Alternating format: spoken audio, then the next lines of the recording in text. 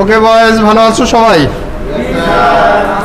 আমাদের আজকের আলোচ্য বিষয় আর্থিক বিবরণী। কারণ আর্থিক বিবরণী কম্পালসারি চ্যাপ্টার এবং আর্থিক বিবরণীর উপর অবশ্যই উত্তর করতে হয় পরীক্ষায়। আর্থিক বিবরণীর মূল বক্তব্য যা ছিল, তবে বিক্রয় সংক্রান্ত আয় থেকে ক্রয় সংক্রান্ত ব্যয় বাদ দিয়ে মোট মুনাফা নির্ণয় করবা। বিক্রয় করার জন্য যে আয় হয়েছে তোমার, সেখান থেকে ক্রয় সংক্রান্ত যত ব্যয় আছে, ক্রয় করার সময় শুধু যে পণ্য ক্রয়ের জন্য টাকা দিতে হয় তা না, শ্রমিককে মজুরি দিতে হয়, জাহাজ ভাড়া দিতে হতে পারে। এই ধরনের সব ব্যয়গুলো মাইনাস করতে হবে, তাহলে মোট লাভ আসে। মোট লাভের পরে পরিচালন ব্যয় যেগুলো থাকে, যে পরিচালন ব্যয় মানে যে ব্যয়গুলো খুব দ্রুত শোধ দিতে হয়, ওই ব্যয়গুলো মাইনাস করা হয় এবং পরিচালনায় বা অন্যান্য আয়ের মধ্যে বার্তা প্রাপ্তি, কমিশন প্রাপ্তি থাকলে প্লাস করা হয়।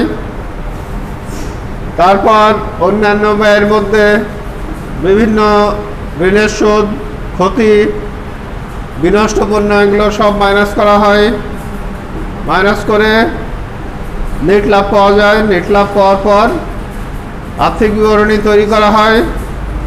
ওই আর্থিক বিবরণী তৈরির সময় সর্বশেষ সম্পদগুলো সাজিয়ে লিখতে হবে একদিকে, আর সর্বশেষ দায়গুলো একদিকে সাজিয়ে লিখতে হবে। এরপর তোমার হিসাব যদি ঠিক থাকে তাহলে আর্থিক বিবরণীর দুই দিক সমান হয়ে যাবে। আর যদি রেওয়ামিল ঠিক না থাকে তাহলে দুই দিক সমান হবে না। এবার তোমাদের এই সাধারণ কনসেপ্টের উপরে যদি কারো কোনো প্রশ্ন থাকে বলো। এই সাধারণ কনসেপ্টের উপর, আর্থিক বিবরণীর সাধারণ কনসেপ্টের উপর যদি কারো কোনো প্রশ্ন থাকে বলো। আছে কারো প্রশ্ন? আর্থিক বিবরণীর সাধারণ কনসেপ্টের উপরে প্রশ্ন থাকলে বলো। আর যদি প্রশ্ন না থাকে তাহলে আমরা স্লাইডে চলে যাব। প্রশ্ন না থাকলে স্লাইডে চলে যাব। স্লাইডে দেখতে পাচ্ছ যে একটা রেওয়ামিল দেওয়া আছে। রেওয়ামিলের পরে কিছু সমন্বয় দেওয়া থাকবে, দিয়ে এগুলো সাজিয়ে লিখতে হবে।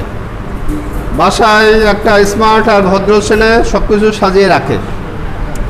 যেমন এখানে যে ডাটাগুলো দেখা যাচ্ছে, এই ডাটাগুলো সাজাতে হবে, যেখানে যা সাজানোর সেভাবে সাজিয়ে লিখতে হবে। আর যদি অগোছালো ব্যাকডেটেড কোনো ছাত্র হয় তাহলে সে সাজাবে না। জুতার পাশে বই, বইয়ের পাশে খাবার, তাই না, এইভাবে রেখে দিবে। স্মার্ট যদি হয় তাহলে স্মার্ট হলে সাজিয়ে রাখবে সব কিছু। তাহলে এখন আমরা তাহলে স্লাইডে চলে যাচ্ছি। এখানে স্লাইডে দেখো মূলধন থেকে উত্তোলন আছে, তাই না? মূলধন আর উত্তোলন সাজাতে হবে কিভাবে? মূলধন থেকে উত্তোলন মাইনাস করতে হবে। আর্থিক বিবরণীতে মালিকানা সত্ত্বর বিবরণীর মধ্যে মাইনাস করতে হবে দেনাদার, মানে যাদের কাছ থেকে টাকা পাওয়া যাবে এটা সম্পদে যাবে। আর পাওনাদার মানে যাদেরকে টাকা দিতে হবে, তাহলে পাওনাদার কোন পাশে যাবে? দাই পাশে যাবে। এদিকে boys, be quiet boys, all boys be quite.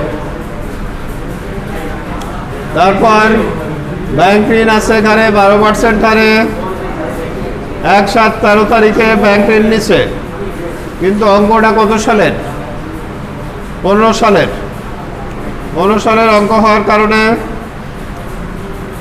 15 সালে সুদ দিতে হবে সারা বছরে। 12% হারে 80,000-এর 12% নির্ণয় করলে 9,600 টাকা হবে। 9,600-র মধ্যে পে করা হয়েছে কত? 5,000। তাহলে বকেয়া আছে কত? বকেয়া বাকি 4,600 বকেয়া আছে। অগ্রিম ভাড়া সম্পদে যাবে, বকেয়া বেতন দায় পাশে যাবে। কমিশন ডেবিটেরটা হচ্ছে ব্যয়, পরিচালন ব্যয়ের মধ্যে যাবে।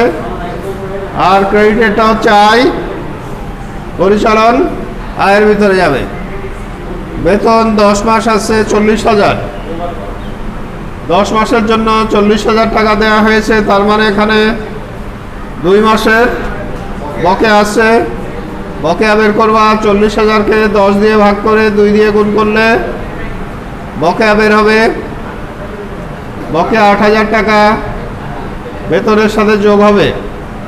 আবার বকেয়া বেতন বলে দায় পাশে দেখাতে হবে। মোট লাভ এখানে উল্লেখ আছে।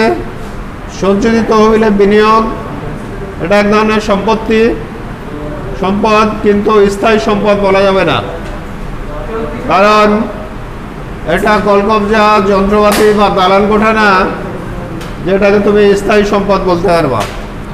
কুরিন সঞ্চিতি ক্রেডিটে আছে 2,000। কুরিন সঞ্চিতি ক্রেডিটে যেটা থাকে এটা পরিচালন ব্যয়ের মধ্যে কুরিন থেকে মাইনাস হয়। ব্যাংক জমা 67,000, এটা সম্পদে যাবে। এখন এই কোনটা? ব্যাংক জমা চলতি সম্পদে যাবে। ব্যাংক জমা যাবে চলতি সম্পদের মধ্যে। এরপরে পরের স্লাইড দেখো। পরের স্লাইডে কি বলা হচ্ছে? কিছু সমন্বয় দেখতে পাচ্ছ? পরের স্লাইডে কিছু সমন্বয় উল্লেখ আছে। সমন্বয়ের মধ্যে কি বলা হচ্ছে? 5,000 টাকা আদায়যোগ্য নয়। দেনাদারের 5,000 টাকা আদায়যোগ্য নয়, মানে কুরিন। এটা কুরিন বা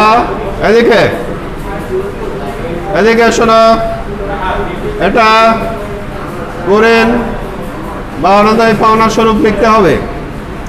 দেনাদার যা আছে সেখান থেকে 5,000 টাকা যেহেতু আদায়যোগ্য নয়, 5,000 টাকা মাইনাস করে 5% নতুন কুরিন সঞ্চিতি পরিচালন ব্যয়ের ভিতর লিখতে হবে। অগ্রিম ভাড়ার 1/4 মেয়াদ উত্তীর্ণ হয়েছে। অগ্রিম ভাড়া যা আছে তার 1/4 মানে তাকে 4 দিয়ে ভাগ করে ব্যয়ের ভিতরে লিখে দেখাতে হবে। তাহলে এই স্লাইড থেকে কোনো প্রশ্ন থাকলে বলো। এই স্লাইড থেকে কোনো প্রশ্ন আছে কারো?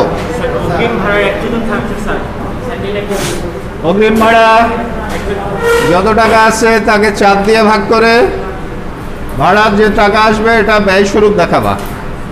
আর যেহেতু অগ্রিম ভাড়ার মধ্যে কিছু টাকা এখন ব্যয় হয়ে গেল, তাহলে এখন অগ্রিম ভাড়া কমে যাবে, অগ্রিম ভাড়া থেকে মাইনাস হবে। এরপরে আমরা নেক্সট স্লাইড দেখো। নেক্সট স্লাইডে আমরা কি দেখতে পাচ্ছি বলো?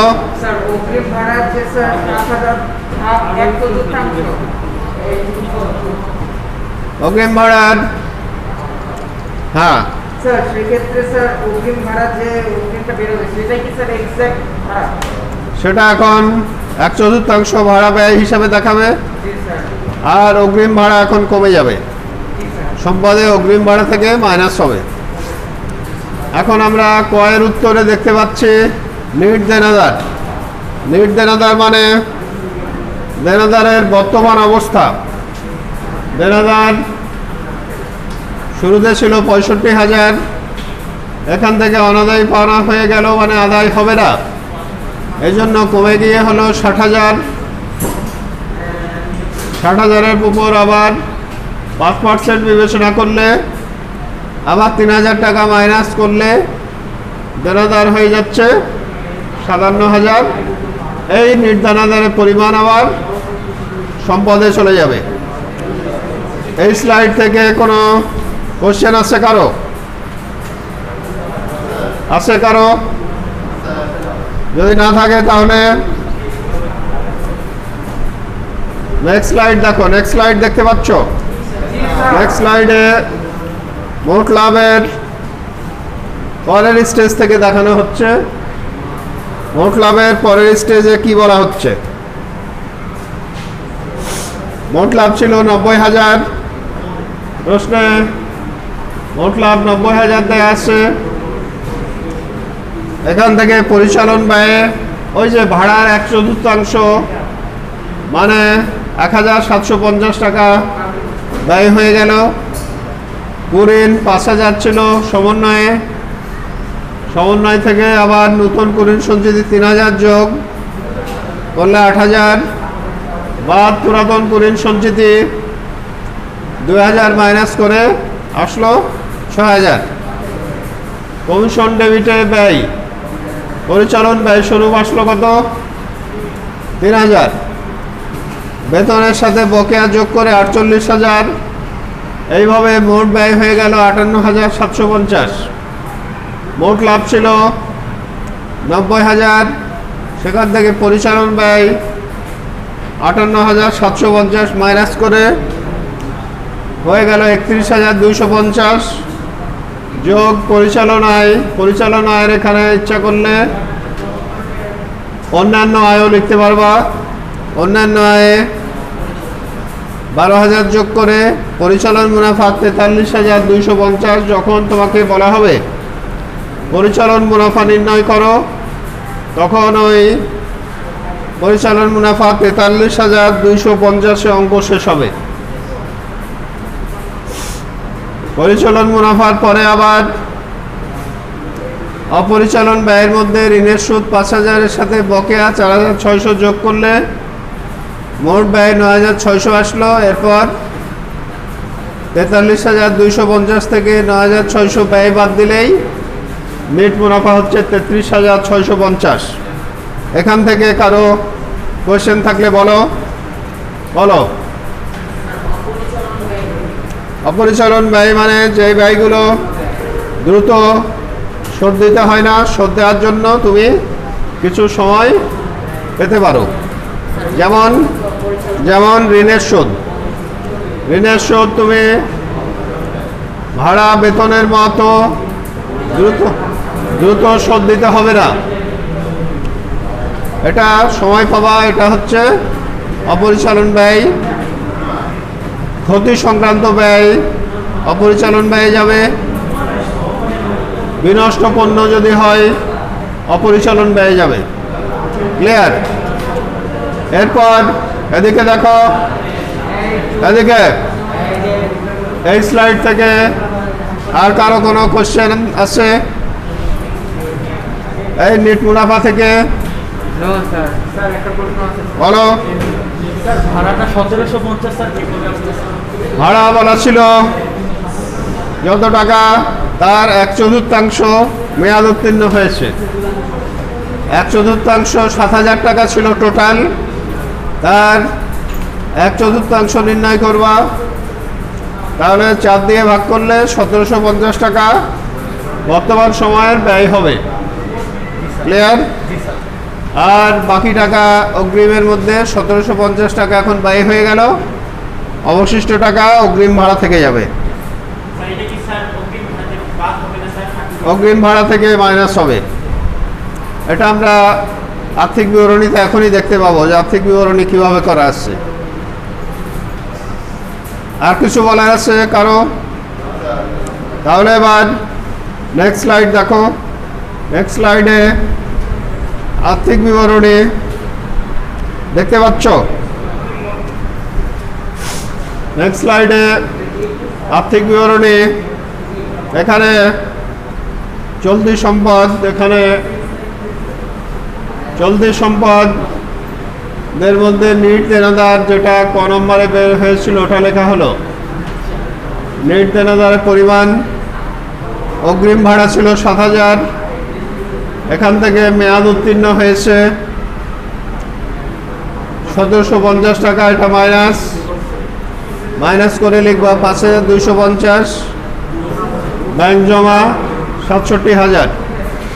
এগুলো আসবে চলতি সম্পদের মধ্যে।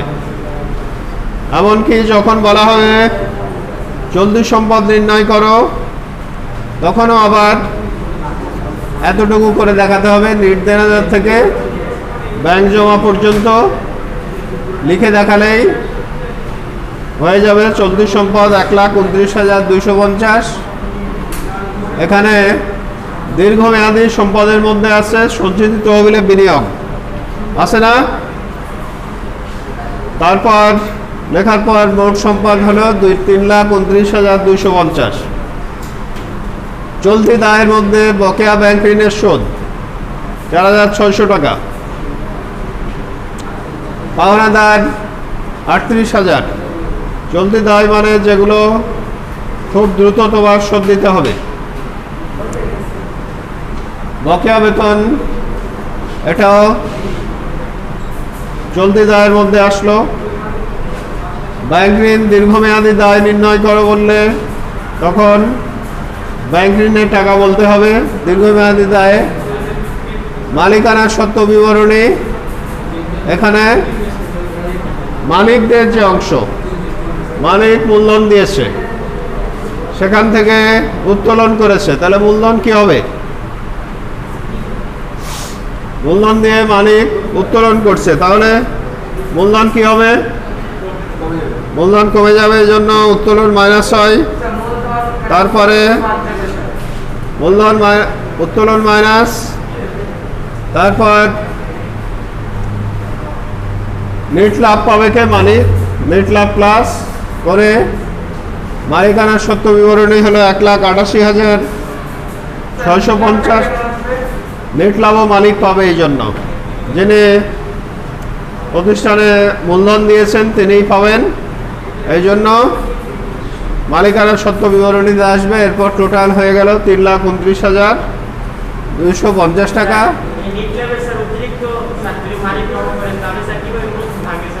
বলুন।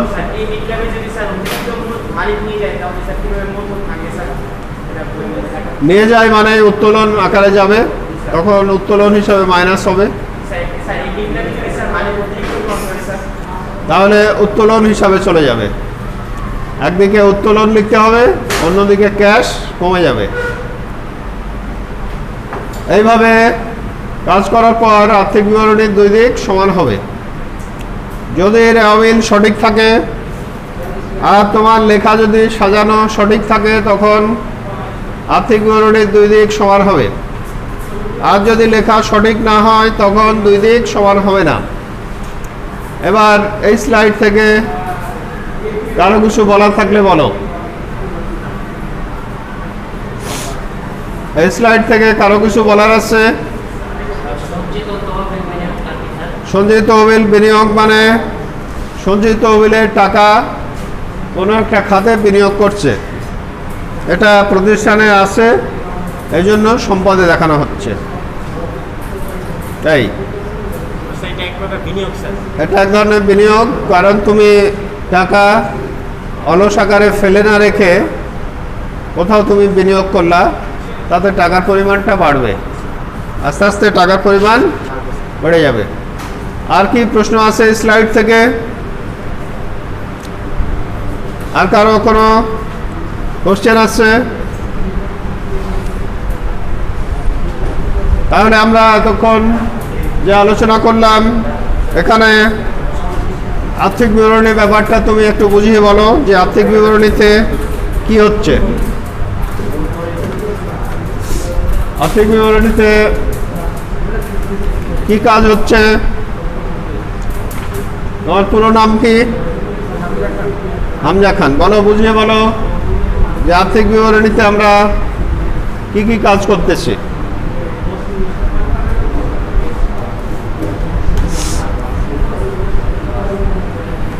আর্থিক বিবরণীতে কি কি কাজ করা হচ্ছে?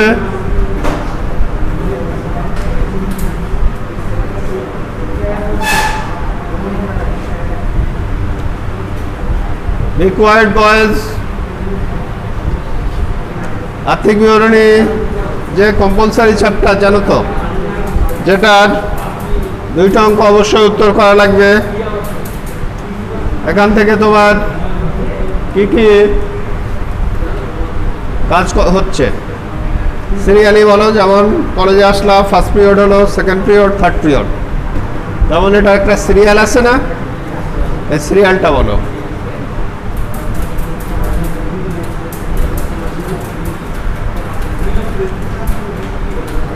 নেক্সট, তোমার পুরো নাম কি বলো? হ্যাঁ, আকিব। আর্থিক বিবরণের পারফরমেন্স যেটা করা লাগবে তার সিরিয়ালটা বলো।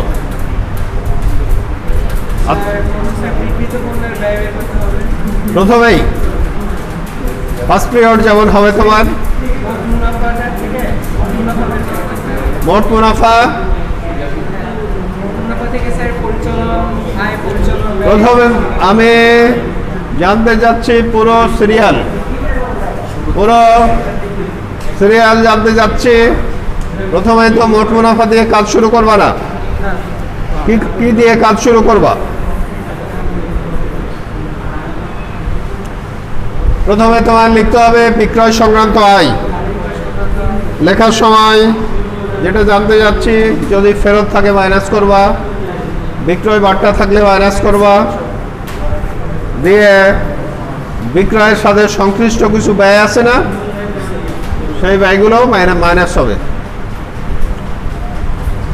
তারপর তুমি বিক্রয়ের সাথে সংশ্লিষ্ট ব্যয়ের মধ্যে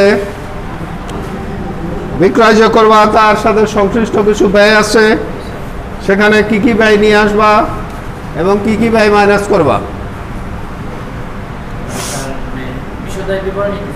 হ্যাঁ, বিক্রয় লিখলা, তারপরে স্টেজ কি কি ফেরত, ওটা কমপ্লিট বলা। বিক্রয় ফেরত ওটা বলা কমপ্লিট। এরপরে কি কাজ? ব্যয়। এর ভিতরে বিক্রিত পণ্যের ব্যয়ের ভিতরে কি লিখবো? হ্যাঁ, ক্রয়ের সাথে তারপর আন্তঃফেরত মানে কি? হ্যাঁ, কোথায় দিতে হবে? তারপর এদিকে দেওয়ার পর এদিকে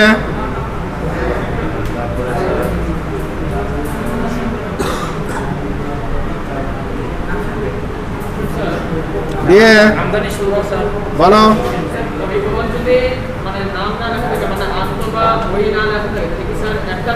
তাহলে ক্রয় পরিবহন ধরা যাবে, দিয়ে বিক্রিত পণ্যের ব্যয়ের ভিতর লিখতে পারবা। তো আর কি করবা এই স্টেজে? আর কি করবা? হ্যাঁ, সমাপনী মজুদ পণ্য কি করবা? এখানে ভুল শুরু হলো তোমার। তুমি 12 টাকার কিনেছো, 2 টাকার বিক্রি করতেছো না, যেটা সমাপনী মজুদ, তাহলে তোমার স্যাক্রিফাইস কত? 12 টাকার কিনে 2 টাকার হাতে রেখে দিচ্ছ, বিক্রি করতেছো না, তাহলে তুমি কত টাকা স্যাক্রিফাইস করলা? 10 টাকা। তার মানে মাইনাস করে বলতেছো না, এবং সমাপনী মজুদ পণ্য মাইনাস হবে। মাইনাস করে তারপর এবার মাইনাস করে মোট লাভ হবে। মাইনাস করে মোট লাভের পরের স্টেজ বলো তুমি, কারণ এখানে সিরিয়ালি লিখতে হবে সব কিছু। তোমার যেমন কলেজে এসছো ফার্স্ট পিরিয়ড করলে, সেকেন্ড পিরিয়ড, থার্ড পিরিয়ড, তাই না? তেমন মোট লাভের পরের স্টেজ কি? আচ্ছা, পরিচালনায় এদিকে পরিচালনার মধ্যে কোনগুলো লিখবা? যেগুলি স্যার মূলত স্যার আমরা যেই উদ্দেশ্যে স্যার ব্যবসাটা শুরু করছি সেটা থেকে যে আয়টা হয় স্যার ওইটাই পরিচালনা। সেটার মধ্যে কি কোনগুলো বলবা? যেমন পরিচালনার মধ্যে পরিচালনার মধ্যে স্যার পণ্য বিক্রয় আছে স্যার। নো, সিরিয়ালি বলা লাগবে এবং মনে রাখতে হবে প্র্যাকটিস ছাড়া আনুমানিক যদি কিছু বলো ওটা হবে না। ফুটবলারও প্র্যাকটিস করে, ক্রিকেটারও প্র্যাকটিস করে, নাকি? প্র্যাকটিস ছাড়া তুমি হঠাৎ উপস্থিত হয়ে একটা কিছু বললা, তার মানে ওটা হবে না। মোট লাভের পরের স্টেজ ইউ স্ট্যান্ড আপ। মোট লাভের পরের স্টেজে কি বলবা?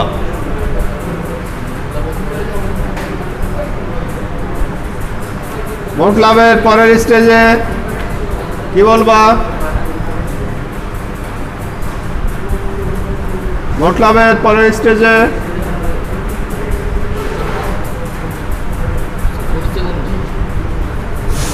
এই পরিচালন ব্যয়ের ভিতরে কি কি লিখবা? পরিচালন ব্যয়ের ভিতর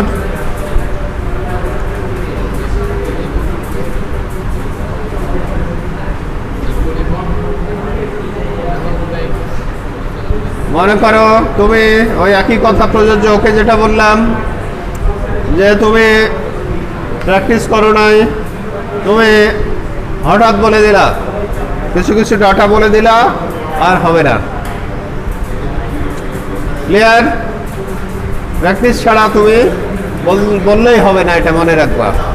এটা আনুমানিক কোনো ব্যাপার না, এটা অ্যাকচুয়াল এবং রিয়াল যা আসা তা বলতে হবে।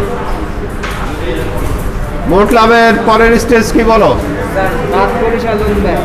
পরিচালন এদিকে শোনো, পরিচালন ব্যয়ের ভিতর কি কি দিবা? ভাড়া, তারপরে বেতন, তারপর সাধারণ ঋণের সুদ, তারপরে ঋণের সুদ পরিচালন ব্যয় যাবে না। ঋণের সুদের কথা যে বলতেছো যাবে না। ভাড়া, বেতন বলেছো, ঠিক আছে। কুরিন সঞ্চিতি এদিকে পুরাতন কুরিন সঞ্চিতি কোথায় পাবে?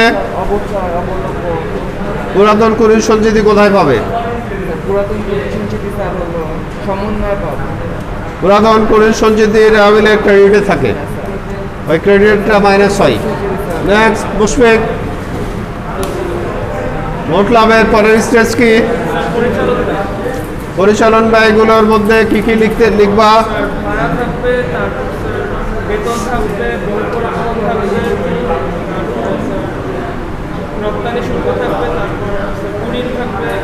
এগুলোর রিয়েল ভ্যালু অনুযায়ী লিখতে হবে।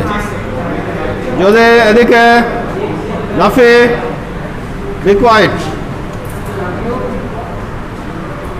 যদি বকেয়া থাকে যোগ করতে হবে, তাহলে ঠিক আছে।